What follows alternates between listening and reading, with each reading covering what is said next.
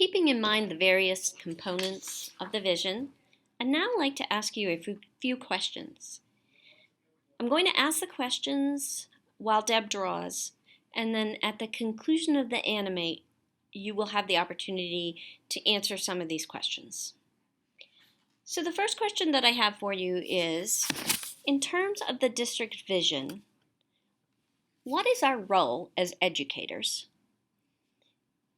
When we are working with some of our top students, those students who have lots of resources, love learning, look for opportunities outside the school day to learn, come to school with their homework, and for the most part are just really glad to be in school, have parents who really support them.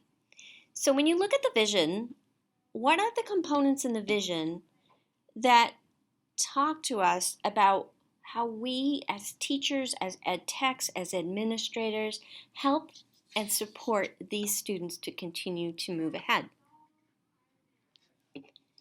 So then I want to invite you to think a little bit about what is our role as educators when we think about the student who doesn't have all of those supports in place.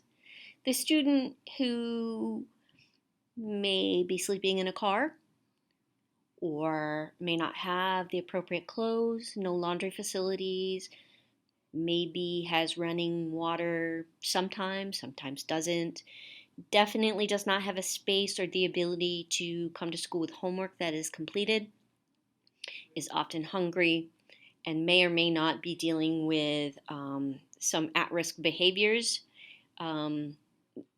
even academically.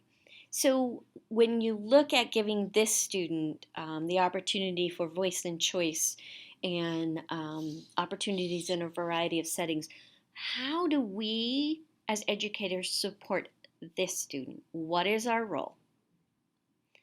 And then finally, I want to think about that student who is sort of what I would call the middle of the road student, the middle of the pack. So sometimes the student comes to schools in a fairly good mood, has homework completed, sits and is attentive in class. But sometimes this student comes to school and doesn't have homework, is not engaged, might be staring out the window. Or the student who comes into your classroom and just doesn't speak, doesn't raise his or her hand, and it's really hard for you to make contact with that student. How do we support this type of student in terms of moving ahead? So how does this student have voice and choice?